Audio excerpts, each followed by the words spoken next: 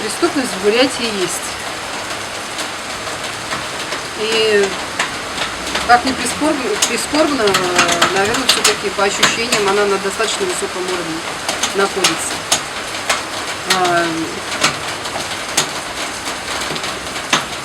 Все это, конечно, не может не огорчать, потому что ребенка выпустить, как раньше мы играли до 12 ночи, порой в детстве носились, бегали, играли в лапту, играли в выжигалы.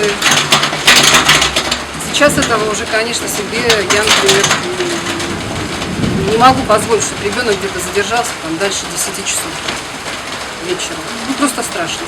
Просто страшно за судьбу, за жизнь ребенка. Вот. Конечно, на такой прекрасной земле вообще не должно быть преступности, я считаю.